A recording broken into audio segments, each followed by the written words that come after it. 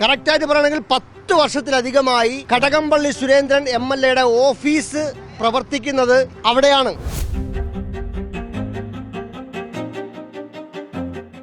പല ആൾക്കാരും ഇതിൽ ടെൻഡർ എടുത്തതിന് ശേഷം ഇതിൻ്റെ 3 ഇരട്ടി പൈസയ്ക്ക് മറിച്ച് കൊടുത്തിരിക്കുന്നതാണ്.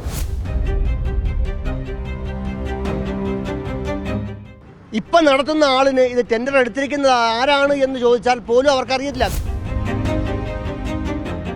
അപ്പോൾ ഈ NGO യൂണിയൻ്റെ ഓഫീസിൽ ലക്ഷങ്ങളുടെ കടബാധ്യത വരുത്തി വെച്ചിട്ടാണ് ഇപ്പോഴും അവർ പ്രവർത്തിക്കുന്നത്.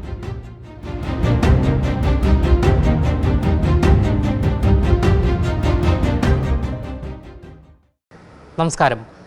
തിരുവനന്തപുരം നഗരസഭയുടെ കീഴിലുള്ള നിരവധി കെട്ടിടങ്ങൾ CPM നേതാക്കളും സംഘടനകളും കൈയടക്കി വെച്ചിരിക്കുകയാണ് എന്നുള്ള ഏറ്റവും പുതിയ റിപ്പോർട്ടാണ് ഇപ്പോൾ മറുനാടന് ലഭിച്ചിരിക്കുന്നത്. അതായത് കടകംപള്ളി സുരേന്ദ്രൻ MLA ഉൾപ്പെടെ ഉള്ളവർ ഇത്തരത്തിൽ നഗരസഭയുടെ കീഴിലുള്ള കെട്ടിടം കൈയടക്കി വെച്ചിരിക്കുന്നു. തിരുവനന്തപുരം ഉള്ളൂരിലുള്ള നഗരസഭാ കെട്ടിടമാണ് ഇത്തരത്തിൽ MLA കൈയടക്കി വെച്ചിരിക്കുന്നത്. ഏകദേശം 10 വർഷത്തോളമായി അനധികൃതമായി അദ്ദേഹം കൈയടക്കി എന്നുള്ള പരാതിയും ഇപ്പോൾ നഗരസഭാ സെക്രട്ടറിക്ക് ലഭിച്ചിരിക്കുന്നു. അതുകൂടാതെ തിരുവനന്തപുരം നഗരസഭയ്ക്ക് ഉള്ളിലുള്ള കെട്ടിടങ്ങൾ തന്നെ ഇടത് നേതാക്കളും സംഘടനകളും കൈയടക്കിയിരിക്കുന്നു.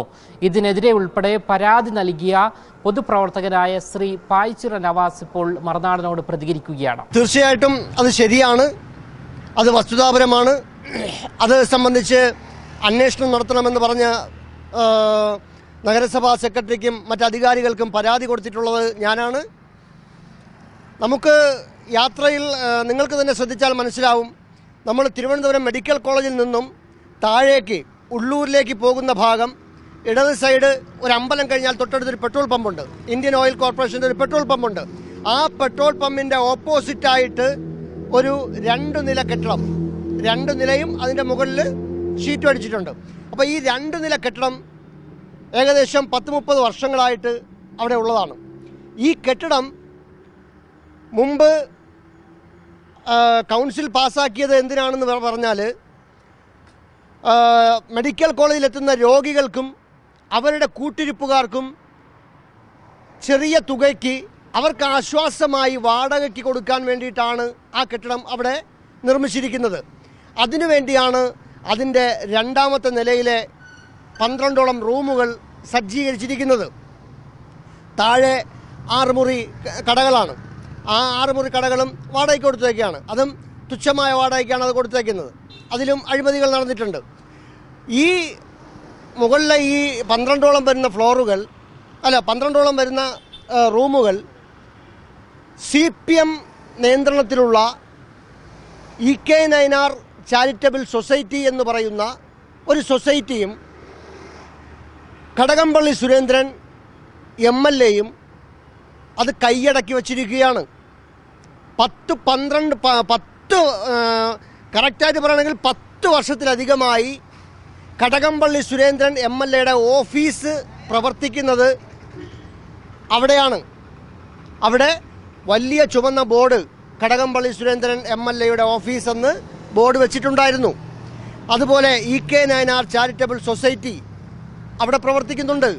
ഇതുപോലെ ഈ ശാസ്തമംഗലത്തെ വിവാദമുണ്ടായതുപോലെ തുച്ഛമായ വാടകയ്ക്കാണ്, 1000 രൂപയ്ക്കകത്തുള്ള വാടകയ്ക്കാണ്.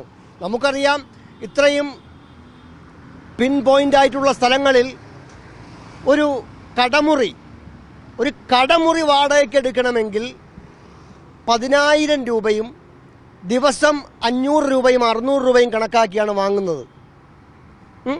പല ആൾക്കാരും ഇതിൽ ടെൻഡർ എടുത്തതിന് ശേഷം ഇതിൻ്റെ 3 ഇരട്ടി പൈസയ്ക്ക് മറിച്ച് കൊടുത്തിരിക്കുന്നതാണ്. ഇവിടെ കോർപ്പറേഷൻ ഈ കെട്ടിടം നിർമ്മിച്ചിരിക്കുന്നത് പാവപ്പെട്ട രോഗികൾക്കൊരാശ്വാസത്തിന് വേണ്ടിയാണ്. പക്ഷേ ഇത് വർഷങ്ങളായി രോഗികൾക്ക് കിട്ടുന്നില്ല. ഇപ്പോൾ അവിടെ മെയിൻ്റനൻസ് പണി നടക്കുകയാണ്. അതുകൊണ്ട് ഇപ്പോൾ ആ ബോർഡ് അവിടെ ഇല്ല. ഇപ്പോൾ ആ ചാരിറ്റബിൾ സൊസൈറ്റിയുടെ ബോർഡും ഇന്നിപ്പോൾ നമ്മൾ നോക്കിയാൽ നിലവിലില്ല. കാരണം നിലവിലവിടെ നിർമ്മാണ പ്രവർത്തനങ്ങൾ നടക്കുകയാണ്. ഈ നിർമ്മാണ പ്രവർത്തനങ്ങൾ നടക്കുന്നതിന് തൊട്ടടുത്തായിട്ട് തന്നെ ഒരു പാർക്കിംഗ്, കോർപ്പറേഷൻ്റെ പാർക്കിംഗ് ഉണ്ട്. ആ പാർക്കിംഗ് കൊടുത്തേക്കുന്നതും വ്യാപകമായ അഴിമതി നടന്നിട്ടുണ്ട്. യാതൊരുവിധ മാനദണ്ഡങ്ങളും പാലിക്കാതെയാണ് ഈ ടെൻഡർ നടപടികളെല്ലാം നടക്കുന്നത്. ഈ ടെൻഡർ നടക്കുന്നത് യാതൊരു പരിശോധനകളുമില്ലാതെ, യാതൊരു മത്സരാർത്ഥമായ മത്സരം നടത്തിയാണ് ടെൻഡർ നടത്തേണ്ടത്. അതിൽ കൂടുതൽ പൈസ കോട്ട് ചെയ്യുന്നവർക്ക്. ഇവിടെ ഒരു അഡ്ജസ്റ്റ്മെൻറ്റിൽ എല്ലാ കൊട്ടേഷനും, എല്ലാ ടെൻഡറുകളും, എല്ലാ നടപടികളും സ്വീകരിക്കുന്നതും ലേലത്തിൽ പിടിക്കുന്നതും എല്ലാം 5 വ്യക്തികളാണ്. 5 വ്യക്തികളെന്ന് പറയുമ്പോൾ ഈ ടെൻഡർ ഞാൻ പിടിക്കുമെങ്കിൽ അടുത്ത ടെൻഡർ നീ പിടിച്ചോ, അതിൻ്റെ അടുത്ത ടെൻഡർ മറ്റവൻ പിടിക്കട്ടെ എന്നുള്ള ഒരു ധാരണയുടെ അടിസ്ഥാനത്തിലാണ് കഴിഞ്ഞ കുറേ കാലങ്ങളായി, കഴിഞ്ഞ 10 വർഷമായിട്ട് കോർപ്പറേഷൻ്റെ ടെൻഡറുകളെല്ലാം പോകുന്നത്. നിങ്ങളൊന്ന് അന്വേഷിച്ച് നോക്കിയാൽ മനസ്സിലാകും. തിരുവനന്തപുരം കോർപ്പറേഷൻ്റെ നിയന്ത്രണത്തിലുള്ള ബങ്കുകൾ, കടകൾ, കെട്ടിടങ്ങൾ, റൂമുകൾ, കച്ചവട സ്ഥാപനങ്ങൾ, ഇതെല്ലാം ടെൻഡർ എടുക്കുന്ന ആൾ അല്ല ഇപ്പോൾ നടത്തുന്നത്. ഇപ്പം നടത്തുന്ന ആളിന് ഇത് ടെൻഡർ എടുത്തിരിക്കുന്നത് ആരാണ് എന്ന് ചോദിച്ചാൽ പോലും അവർക്കറിയില്ല. കാരണം 4ഉം 5ഉം കൈകൾ മറിഞ്ഞിട്ടാണ് ഇപ്പോൾ നടത്തുന്ന ആളിൻ്റെ കയ്യിൽ വന്നിരിക്കുന്നത്. മറ്റൊരു പ്രധാനപ്പെട്ട കാര്യം, തിരുവനന്തപുരം കോർപ്പറേഷൻ ഓഫീസിൻ്റെ അകത്ത് NGO യൂണിയൻ എന്ന് പറയുന്ന ഇടതുപക്ഷ യൂണിയന് 4ലധികം ഓഫീസുകൾ പ്രവർത്തിക്കുന്നുണ്ട്. തിരുവനന്തപുരം കോർപ്പറേഷൻ്റെ കെട്ടിടം ഉപയോഗിക്കുന്നു, തിരുവനന്തപുരം കോർപ്പറേഷൻ്റെ കെട്ടിടത്തിൻ്റെ അതിൻ്റെ കറണ്ട് ഉപയോഗിക്കുന്നു, അവർ അതിൻ്റെ വെള്ളം ഉപയോഗിക്കുന്നു, അതിൻ്റെ മറ്റ് സൗകര്യങ്ങൾ ഉപയോഗിക്കുന്നു, മറ്റ് എല്ലാ കാര്യങ്ങളും അതിനകത്ത് നടക്കുന്നുണ്ട്.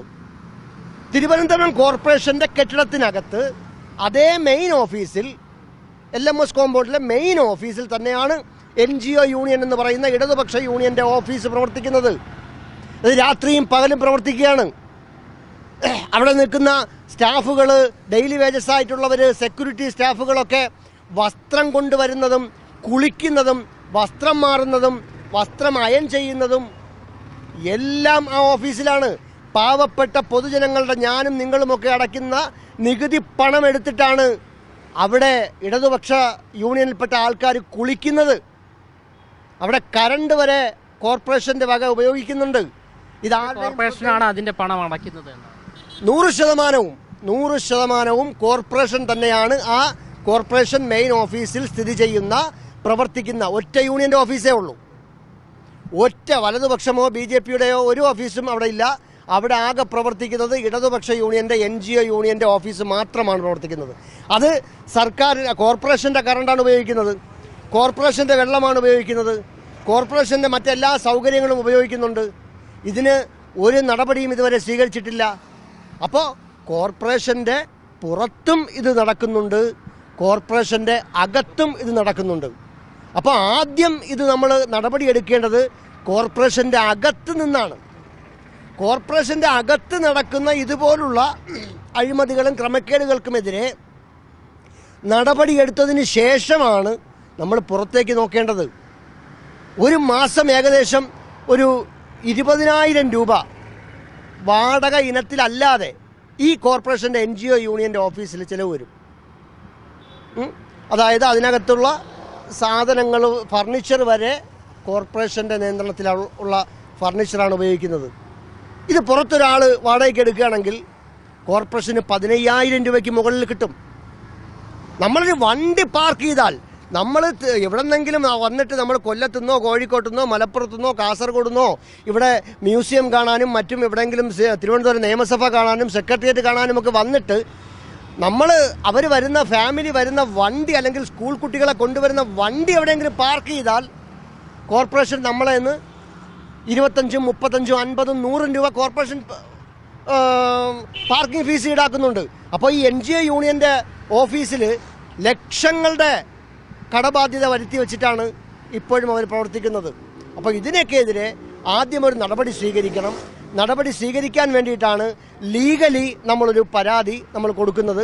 അല്ലെങ്കിൽ നമ്മൾ ചാനലിൽ അല്ലെങ്കിൽ ഒരു മീഡിയയിൽ വന്നത് സംസാരിക്കുമ്പോൾ നിങ്ങൾ എന്തുകൊണ്ട് പരാതി കൊടുക്കുന്നില്ല എന്ന് ചോദിക്കും. അപ്പോൾ കാലാകാലങ്ങളായി ഞാൻ എല്ലാത്തിലും പരാതി കൊടുത്തതിന് ശേഷമാണ് അത് മീഡിയയ്ക്ക് മുമ്പിൽ, പൊതുജനങ്ങൾക്ക് മുമ്പിൽ അത് നമ്മൾ അവതരിപ്പിക്കുന്നത്. അപ്പോൾ ഇത് അതിഗൗരവമുള്ള കാര്യമാണ്. കോർപ്പറേഷൻ നടപടിയെടുക്കും എന്നാണ് പ്രതീക്ഷ. നടപടിയെടുത്തില്ല എങ്കിൽ അടുത്ത നടപടികളുമായി കോടതി നടപടികളുമായി ഞാൻ മുന്നോട്ട് പോകും. ഈ കോർപ്പറേഷനുള്ളിൽ തന്നെ ഇടത് സംഘടനകളുടെ ഈ NGO യൂണിയൻ അടക്കം അതിൻ്റെ ബിൽഡിംഗ് ഉണ്ട് എന്നാണ് പറയുന്നത്, കോർപ്പറേഷൻ്റെ ബിൽഡിംഗ് ഉണ്ട് എന്നാണ് പറയുന്നത്. അപ്പോൾ ഇത് അനുവദിച്ച് നൽകുമ്പോൾ അന്നുണ്ടായിരുന്ന എതിർപക്ഷത്തുള്ള മറ്റ് കൗൺസിലർമാർ അറിഞ്ഞിട്ടുണ്ടാകില്ലേ എന്നുള്ള ചോദ്യമാണ്. എതിർപക്ഷത്തുള്ള കൗൺസിലർമാർ അറിഞ്ഞിട്ടുണ്ടാകാം. കൗൺസിൽ പാസ്സാക്കും, അത് യൂണിയൻ പാസ്സാക്കും, ഇടതുപക്ഷക്കാർ പാസ്സാക്കും.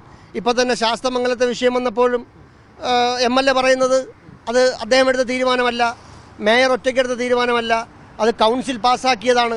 അപ്പോൾ കൗൺസിൽ പാസ്സാക്കി എന്ന് പറയുമ്പോൾ ആ പാസ്സാക്കുന്നത് ഇവർ പാസ്സാക്കിയിട്ട് എല്ലാവരെയും കൊണ്ട് ഒപ്പിട്ടാൽ അത് പാസ്സാവില്ലല്ലോ. അത് കൗൺസിലിൽ വെച്ച് ആ തീരുമാനം വെച്ച് ഒരു അസോസിയേഷൻ്റെ ഒരു അപേക്ഷ കൊടുത്ത് ആ അപേക്ഷ NGO യൂണിയൻ ഒരു അപേക്ഷ കൊടുക്കണം, ആ അപേക്ഷ പരിശോധിക്കണം. അപേക്ഷ പരിശോധിക്കുമ്പോൾ അത് ലീഗലി കൊടുക്കാൻ പറ്റുന്നതാണോ എന്ന് ആദ്യം നോക്കണം. അതിനുശേഷം കൗൺസിലിൽ വെക്കണം. കൗൺസിലിൽ വെക്കുമ്പോൾ എതിർപ്പ് ആരെങ്കിലും പറയും, അല്ലെങ്കിൽ അതിന് സെക്രട്ടറി എതിർപ്പ് പറയും. കാരണം ഇത് ഒരു യൂണിയനാണ്, തൊഴിലാളി യൂണിയനാണ്, ആ യൂണിയന് ഇവിടെ കൊടുക്കാൻ പറ്റില്ല, അങ്ങനെ കൊടുക്കുകയാണെങ്കിൽ എല്ലാവർക്കും കൊടുക്കണം എന്ന ഒരു അഭിപ്രായമെങ്കിലും വരും. പക്ഷെ ഇങ്ങനെ ഒന്നും ഇവിടെ വന്നിട്ടില്ല. അപ്പോൾ ഇത് കൗൺസിൽ പോലും വെച്ച് കാണത്തില്ല. കൗൺസിൽ പോലും ഇങ്ങനെ ഒരു സംഭവം വെച്ച് കാണത്തില്ല. കൗൺസിൽ വെച്ചെങ്കിൽ അതിൻ്റെ നടപടികൾ വരട്ടെ, അല്ലെങ്കിൽ നമുക്ക് നോക്കാം. ഇപ്പോൾ 10 രൂപ കൊടുത്തൊരു വിവരാവശ്യം കൊടുത്താൽ കിട്ടുന്ന സാധനങ്ങളാണല്ലോ ഇതെല്ലാം, നമുക്ക് നോക്കാം. എന്തായാലും MLA അടക്കമുള്ള ചെറുതും വലുതുമായുള്ള നേതാക്കളാണ് നഗരസഭയ്ക്ക് കീഴിലുള്ള കെട്ടിടങ്ങൾ പ്രതിമാസം 1000ഉം 800 രൂപയ്ക്കുമെല്ലാം തന്നെ വാടക കൊടുത്തുകൊണ്ട് ഇത്തരത്തിൽ പ്രവർത്തിക്കുന്നത്. അതായത് നഗരസഭയ്ക്ക് കിട്ടേണ്ട വലിയ രീതിയിലുള്ള വരുമാനത്തെ തന്നെ അട്ടിമറിക്കുന്ന രീതിയിലാണ് ഇടത് നേതാക്കൾ വർഷങ്ങളായി ഇത്തരത്തിൽ കയ്യേറ്റം നടത്തിക്കൊണ്ടിരിക്കുന്നത്. ഇതിനെതിരെ വരും ദിവസങ്ങളിൽ മേയർ VV രാജേഷ് നടപടി സ്വീകരിക്കുമെന്നാണ് നമുക്ക് മനസ്സിലാക്കാനും സാധിക്കുന്നത്. ക്യാമറമാൻ അഖിൽ അശോകിനൊപ്പം അമൽ രുദ്ര, മറുനാടൻ മലയാളി, തിരുവനന്തപുരം.